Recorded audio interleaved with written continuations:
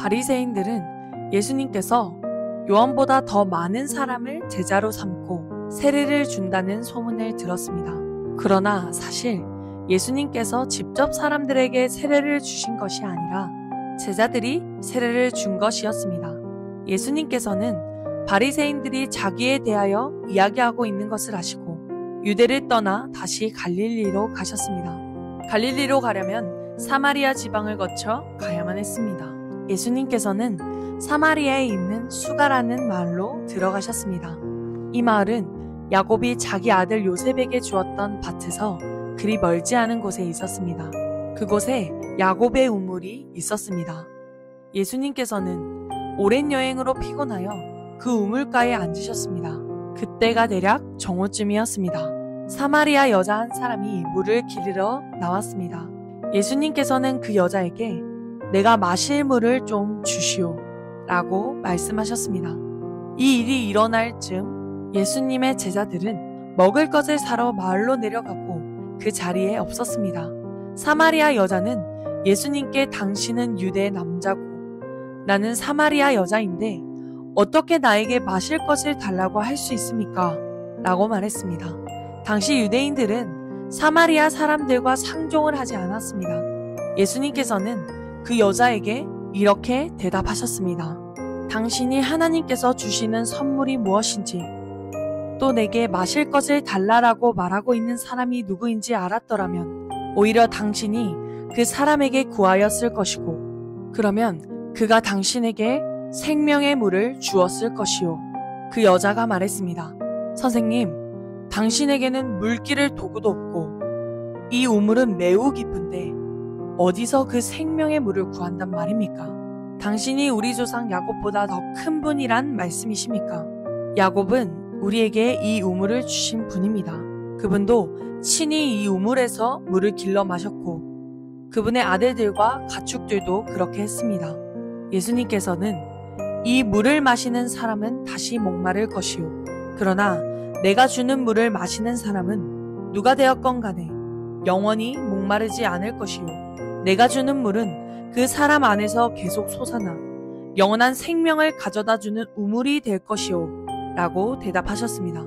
사마리아 여자는 예수님께 선생님, 저에게 그런 물을 주셔서 제가 다시는 목이 마르지 않을 뿐더러 물을 기르러 여기에 오지 않게 해주십시오. 라고 말했습니다. 예수님께서는 그 여자에게 가서 당신 남편을 불러 이리로 데려오시오. 라고 말씀하셨습니다. 그 여자는 예수님께 저는 남편이 없습니다. 라고 대답했습니다.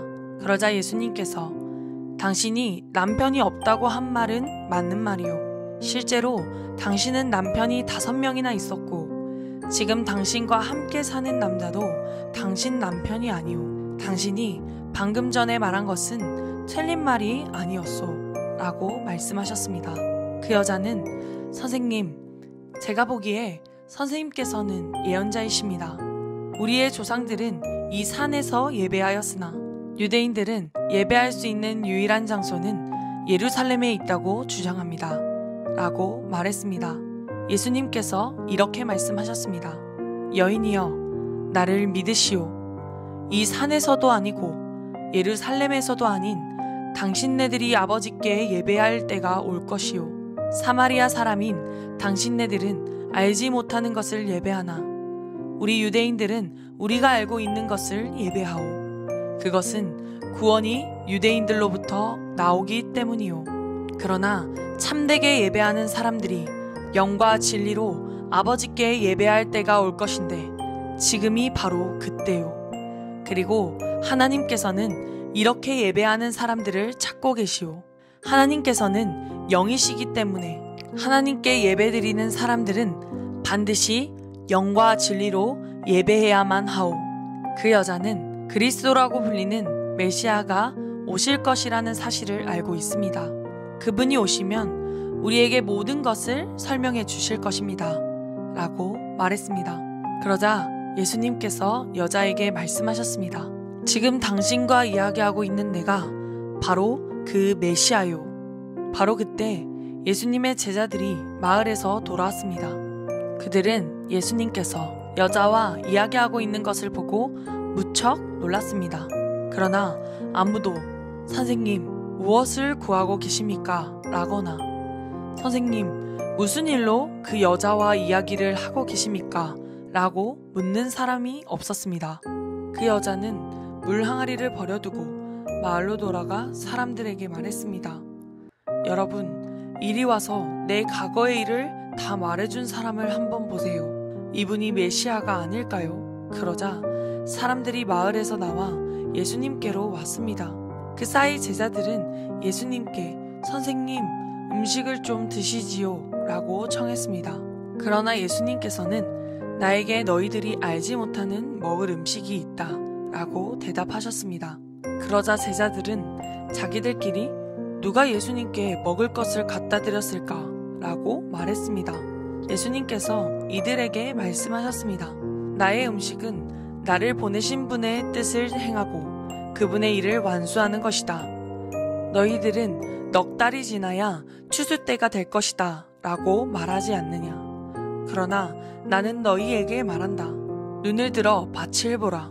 이미 곡식이 익어 추수할 때가 되었다. 추수하는 사람은 벌써 추수한 대가로 품삯을 받고 영생을 위한 곡식을 추수하는 중이다. 그래서 씨를 뿌린 사람은 추수하는 사람과 함께 기뻐할 수 있게 될 것이다. 그러므로 한 사람은 씨를 뿌리고 다른 사람은 추수한다 라고 하는 말이 진리이다. 나는 너희들이 직접 수고하지 않은 것을 추수하라고 너희들을 보냈다. 다른 사람들은 수고하였고 너희들은 그들이 해놓은 수고의 결실을 얻게 되었다. 그 마을에 사는 많은 사마리아 사람들은 그 여자가 그분은 내 과거의 모든 일들을 나에게 말씀해 주셨어요 라고 말한 것 때문에 예수님을 믿었습니다. 사마리아 사람들이 예수님께 그들과 함께 지내다 가시기를 청했으므로 거기서 이틀을 머무르셨습니다. 그래서 보다 많은 사람들이 예수님의 말씀을 듣고 예수님을 믿었습니다. 그들은 그 여자에게 더 이상 우리는 당신의 말 때문에 예수님을 믿는 것이 아니오. 우리가 이제는 예수님의 말씀을 직접 들었고 이분이 참으로 세상의 구세주라는 사실을 알았기 때문에 믿는 것이요 라고 말했습니다. 이틀 후에 예수님께서는 그곳을 떠나 갈릴리로 가셨습니다.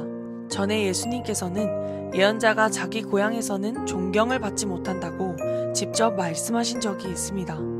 예수님께서 갈릴리에 도착했을 때 그곳 사람들은 예수님을 환영했습니다. 왜냐하면 그 사람들은 유월절에 예루살렘에서 예수님께서 하신 모든 일들을 보았으며 또한 자기들도 유월절에 그곳에 있었기 때문입니다. 예수님께서는 갈릴리 가나를 또 방문하셨습니다. 이곳은 예수님께서 물로 포도주를 만드셨던 곳입니다. 이곳에는 높은 지위를 가진 왕의 신하 한 사람이 살고 있었습니다. 그 신하의 아들은 병에 걸려 가버나움에 있었습니다. 왕의 신하는 예수님께서 유대 지방에서 갈릴리로 오셨다는 소식을 듣고 예수님께 찾아가 가버나움으로 오셔서 자기 아들을 낫게 해달라고 간청하였습니다. 그 신하의 아들은 거의 죽기 직전에 있었습니다. 예수님께서 왕의 신하에게 말씀하셨습니다. 너희는 표적과 기이한 것들을 보지 않으면 전혀 믿으려 하지 않는다. 그 신하가 말했습니다. 선생님, 제 아들이 죽기 전에 가버나움으로 오십시오. 예수님께서 대답하셨습니다. 가시오. 당신의 아들은 살 것이오. 그 사람은 예수님께서 자기에게 하신 말씀을 믿고 집으로 갔습니다. 그 사람은 집으로 가는 도중에 자기의 하인들을 만나 자기 아들이 살아났다는 소식을 들었습니다. 왕의 신하가 자기 아들이 낫게 된 때를 묻자 하인들은 어제 오후 1시 무렵부터 열이 떨어졌습니다 라고 대답했습니다. 아이 아버지는 그때 바로 예수님께서 당신 아들은 살 것이요 라고 말씀하신 그 시각과 정확히 일치한 것을 알고 자기와 그 집의 모든 사람들이 예수님을 믿었습니다. 이것은 예수님께서 유대에서 갈릴리로 오신 후 행하신 두 번째 표적이었습니다. 얼마 후 유대인들의 명절이 되어 예수님께서는 예루살렘으로 올라가셨습니다. 예루살렘에 있는 양의 문 근처에 기둥 5개가 있는 연못이 있었습니다. 거기에는 히브리 말로 베데스다라고 쓰여 있었습니다. 이곳에는 병약한 사람, 앞 못 보는 사람, 걷지 못하는 사람, 다리를 저는 사람 등 많은 병자들이 누워 있었습니다. 거기에 38년 동안 병을 앓아온 한 남자가 있었습니다. 예수님께서는 그 남자가 누워있는 것을 보시고 그가 아주 오랫동안 병을 앓아온 사람이라는 것을 아셨습니다. 그래서 그에게 물으셨습니다. 낫기를 원하시오? 병든 사람이 대답했습니다. 선생님, 물이 움직이기 시작할 때 제가 연못 안으로 들어갈 수 있게 도와주는 사람이 없습니다.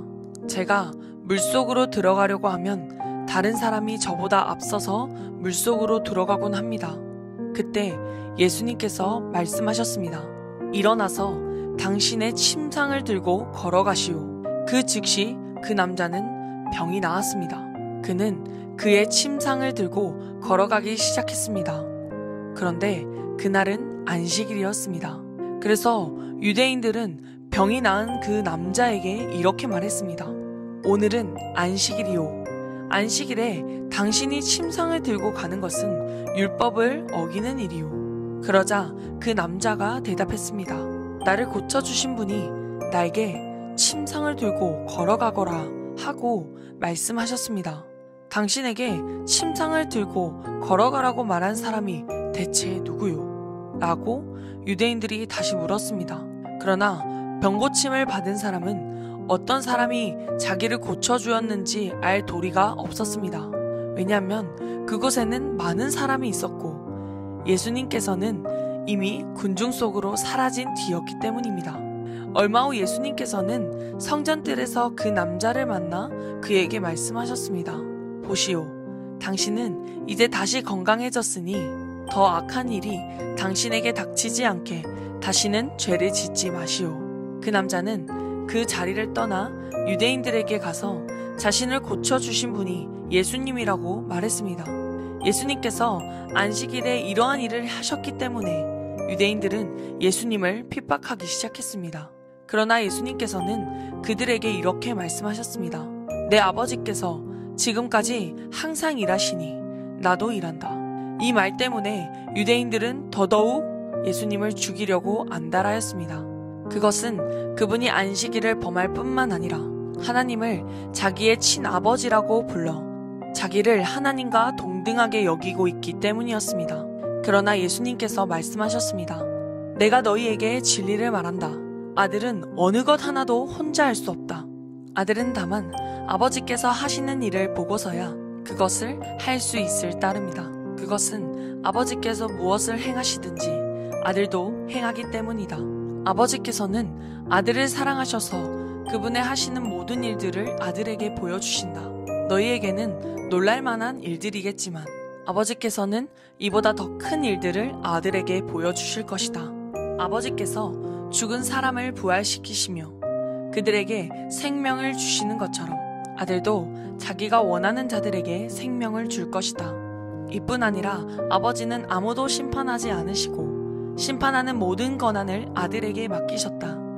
하나님께서 이렇게 하시는 것은 모든 사람들이 아버지를 존경하듯이 아들도 존경하게 하기 위해서이다. 아들을 존경하지 않는 사람은 아들을 보내신 아버지도 존경하지 않는 것이다. 내가 너희에게 진리를 말한다. 누구든지 내 말을 듣고 나를 보내신 분을 믿는 사람은 영원한 생명을 얻었고 심판을 받지 않을 것이며 사망에서 생명으로 옮겨졌다. 내가 너희에게 진리를 말한다. 죽은 사람이 하나님의 아들의 음성을 들을 때가 올 것인데 그때가 바로 지금이다. 그 음성을 듣는 사람들은 살 것이다. 아버지 속에 생명이 있는 것처럼 아버지께서는 아들에게도 생명을 주어 그 속에 있게 하셨다. 또한 아들이 곧 인자이기 때문에 아버지께서는 아들에게 심판할 수 있는 권한을 주셨다. 이 말을 한다고 놀라지 마라. 무덤 속에 있는 모든 사람들이 아들의 음성을 들을 때가 올 것이다. 선한 일을 한 사람은 생명을 얻기 위해 부활할 것이며 악한 일을 한 사람들은 심판을 받기 위해 부활할 것이다. 나는 혼자서는 아무것도 할 수 없다. 나는 내가 듣는 대로만 심판을 한다. 그래서 나의 심판은 의롭다. 나는 내가 하고 싶은 것을 하려 하지 않고 오직 나를 보내신 분이 원하는 것을 하려고 애쓴다. 내가 나 자신에 대하여 증언한다면 사람들은 내 증거를 참된 증거로 받아들이지 않을 것이다. 그러나 나에 대하여 증언하는 다른 분이 계시니 나는 그분이 나에 대하여 증언하는 것이 옳다는 것을 안다.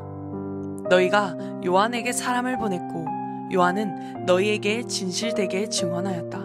그렇다고 해서 내가 사람들에게 증언을 받은 것은 아니다. 내가 이런 말을 하는 것은 너희가 구원을 얻을 수 있도록 하기 위해서이다. 요한은 타오르면서 빛을 내는 등불이었다. 너희는 잠시 요한의 빛 가운데서 기뻐하기를 원했으나 내게는 요한의 증언보다 더 큰 증언이 있다. 아버지께서 나에게 하라고 주셨고 지금 내가 행하고 있는 일들이 아버지께서 나를 보내신 것을 증언한다. 나를 보내신 아버지께서 친히 나를 증언해 주셨다. 너희는 지금까지 그분의 음성을 듣지도 않았고 그분의 모습을 보지도 않았다. 또한 너희는 아버지께서 보내신 사람을 믿지 않았기 때문에 하나님의 말씀이 너희 속에 머물러 있지도 않는다. 너희는 성경에서 영생을 얻을 수 있다고 생각하여 성경을 부지런히 연구하고 있는데 바로 그 성경이 나를 증언하는 것이다. 하지만 너희는 영생을 얻기 위해 나에게 오는 것을 거절하였다. 내가 사람에게서 영광을 받으려는 것이 아니다. 나는 너희가 어떤 사람인지를 안다. 너희에게는 하나님을 사랑하는 마음이 없다. 나는 나의 아버지로부터 받은 권세를 가지고 왔으나 너희는 나를 받아들이지 않는다. 그러나 다른 사람이 자기의 권세를 가지고 온다면 너희는 그를 받아들일 것이다. 너희는 너희끼리 영광받는 것을 좋아하면서도 하나님께로 오는 영광을 얻는 일에는 힘을 쓰지 않으니 너희가 어떻게 나를 믿을 수 있겠느냐? 내가 아버지 앞에서 너희를 고소할 것이라고 생각하지 마라. 너희를 고소하는 사람은 바로 너희가 소망을 두고 있는 모세이다. 너희가 모세를 믿었다면 나를 믿었을 것이다. 왜냐하면 모세가 기록한 것이 나에 관한 것이기 때문이다.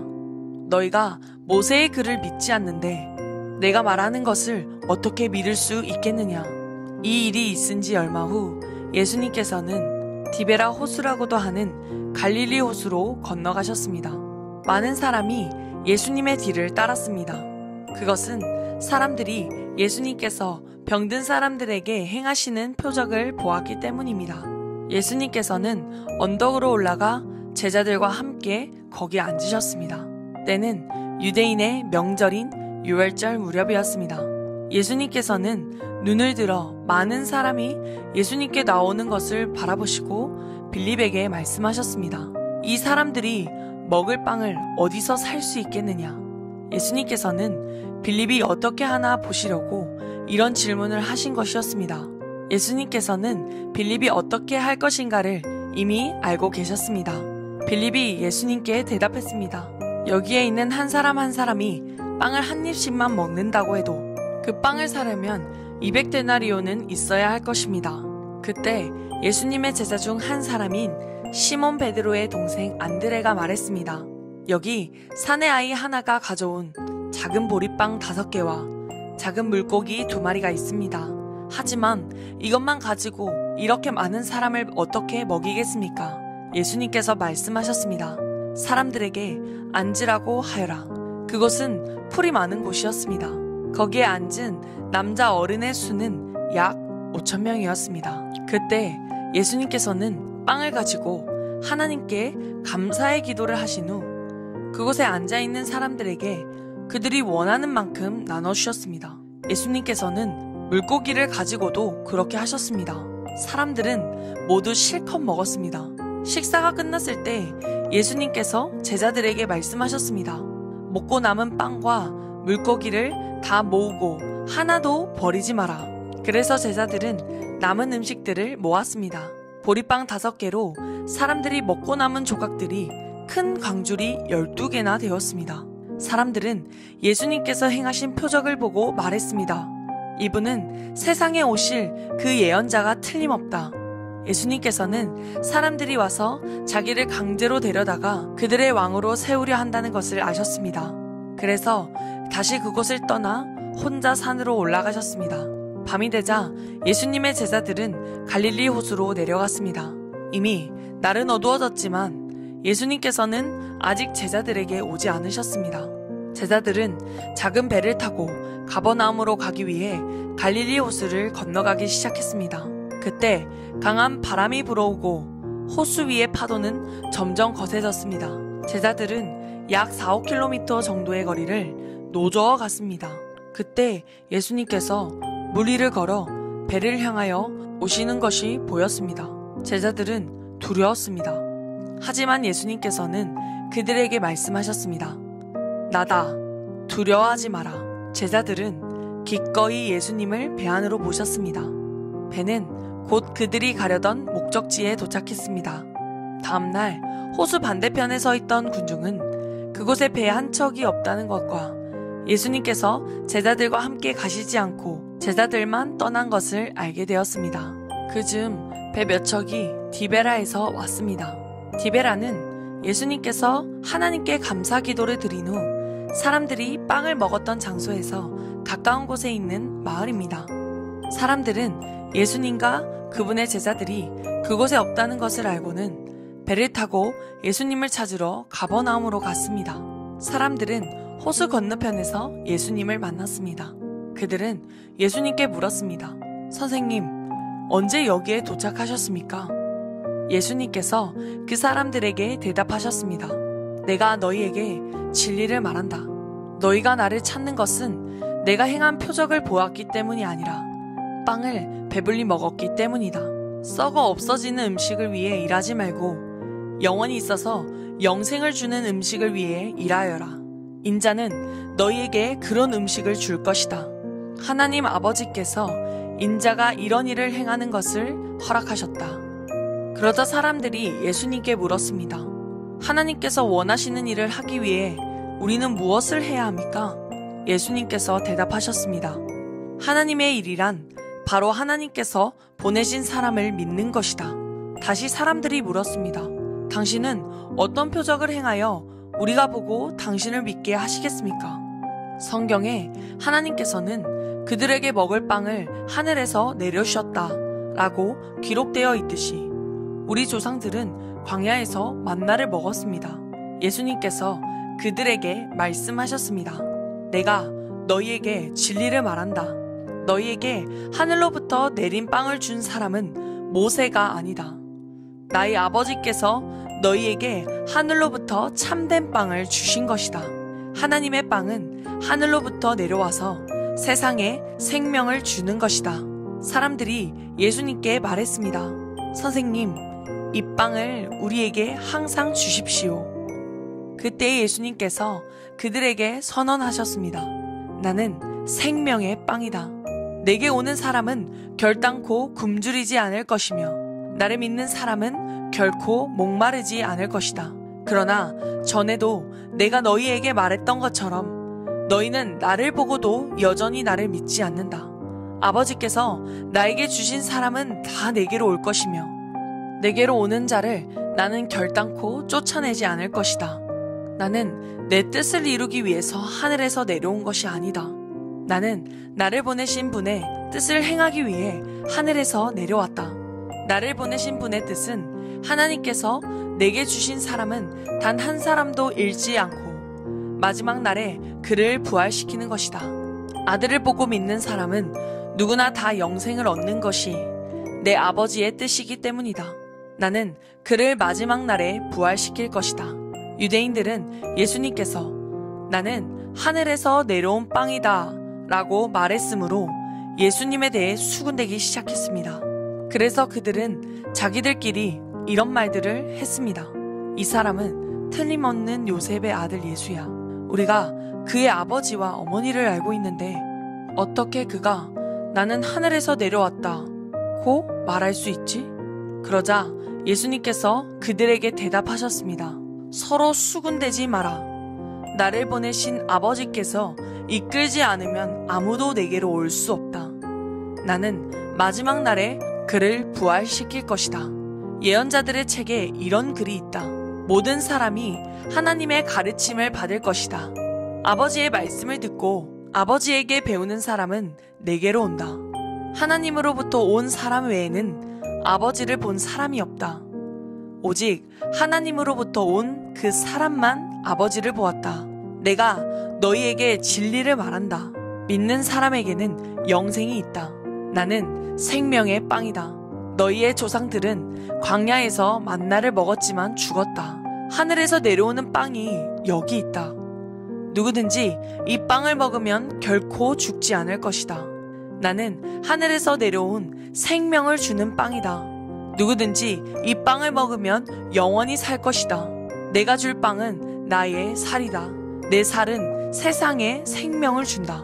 그러자 유대인들은 이 사람이 어떻게 자기 몸을 우리에게 먹으라고 줄 수 있겠는가?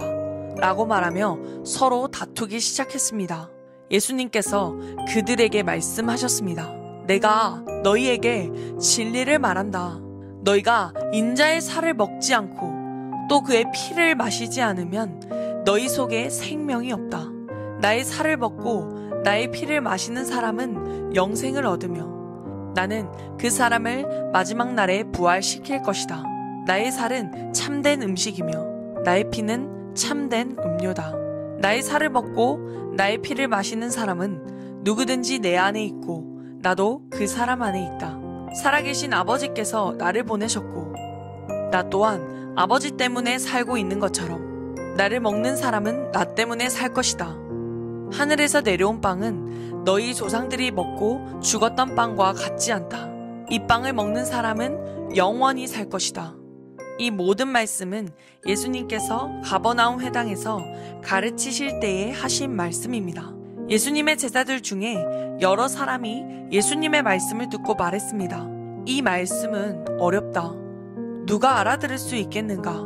예수님께서는 제자들이 이 문제로 수군거리시는 것을 아시고 그들에게 이런 말씀을 하셨습니다. 이것이 너희에게 장애물이 되느냐? 그렇다고 인자가 전에 있던 곳으로 올라가는 것을 너희가 보면 어떻겠느냐? 생명을 주시는 분은 성령이시다. 그러므로 사람의 힘은 전혀 쓸모가 없다. 내가 너희에게 한 말은 성령의 말씀이고 생명의 말씀이다. 그러나 너희 중에는 믿지 않는 사람이 있다. 예수님께서는 처음부터 누가 믿지 않을지 또 누가 예수님을 배반할지를 알고 계셨습니다. 예수님께서 계속 말씀하셨습니다. 그러므로 내가 사람이 내게 오는 것을 아버지께서 허락하지 않으시면 아무도 내게로 올 수 없다고 너희에게 말한 이유가 여기에 있다. 예수님께서 이 말씀을 하시자 제자들 중에 많은 사람이 예수님을 떠났습니다. 그들은 더 이상 예수님을 따르지 않았습니다. 그래서 예수님께서 12제자에게 물으셨습니다. 너희들도 떠나고 싶느냐? 시몬 베드로가 예수님께 대답했습니다. 주님, 주님께 영생의 말씀이 있는데 우리가 누구에게 가겠습니까? 우리의 주님은 하나님의 거룩한 분임을 믿고 알고 있습니다. 예수님께서 제자들에게 대답하셨습니다. 내가 너희 12사람을 선택하지 않았느냐? 그러나 너희 중에 한 사람은 마귀라. 예수님께서는 가롯사람 시몬의 아들 유다를 두고 말씀하신 것이었습니다. 유다는 12제자에 들어있던 사람이었지만 후에 예수님을 배반했습니다.